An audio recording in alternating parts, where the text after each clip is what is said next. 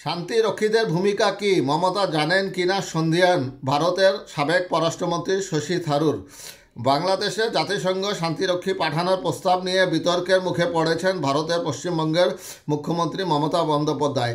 তিনি আবেগপ্রবণ হয়ে বিজেপির সঙ্গে ভালো সম্পর্ক গড়ার জন্য বাংলাদেশের বিরুদ্ধে এমন একটি আপত্তিকর কথা বলেছেন যা নিয়ে তাদের দেশে এবং বাংলাদেশে তোলপাড় হচ্ছে। বাংলাদেশের জনগণ ঘৃণা ভরে প্রত্যাখ্যান করছে মমতা ব্যানার্জির এই বক্তব্যকে এবং তাকে আমরা অনুরোধ করছি তিনি যেন ক্ষমা চায় তার এই বক্তব্যের জন্য। তা না হলে আমরা পশ্চিমবঙ্গের সমস্ত পণ্য বর্জন করব এবং ভারতের সব ধরনের পণ্য আমরা বর্জন করব। যাই হোক, সোমবার পশ্চিমবঙ্গ বিধানসভার শীতকালীন অধিবেশনে বক্তব্য দিতে গিয়ে মমতা বন্দ্যোপাধ্যায় এই আহ্বান জানান। তার এই প্রস্তাব নিয়ে তীব্র প্রতিক্রিয়া দেখা দিয়েছে বাংলাদেশ ও ভারতের বিভিন্ন মহলে।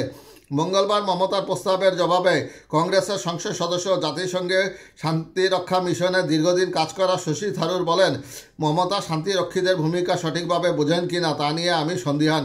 তিনি ভারতের রাষ্ট্রায়ত্ত বার্তা সংস্থা পিটিআইকে দেওয়া এক সাক্ষাৎকারে বলেন, জাতিসংঘ শান্তিরক্ষীদের কোনো দেশের অভ্যন্তরীণ বিষয়ে সাধারণত পাঠানো হয় না, শুধুমাত্র কোনো দেশের সরকার নিজে অনুরোধ জানালে তা সম্ভব।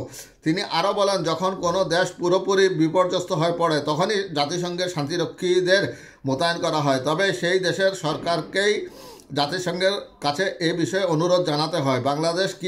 বাংলাদেশে কি ঘটছে তা নিয়ে নজর রাখা জরুরি, তবে সেখানে শান্তিরক্ষী পাঠানোর প্রয়োজনীয়তা সম্পর্কে আমি নিশ্চিত নই।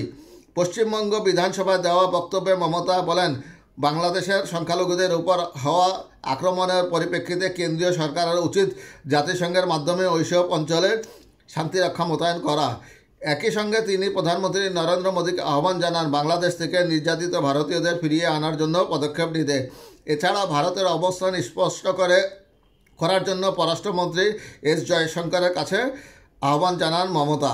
এই প্রস্তাব নিয়ে দুই দেশের রাজনৈতিক অঙ্গনে চলছে ব্যাপক আলোড়ন ও সমালোচনা।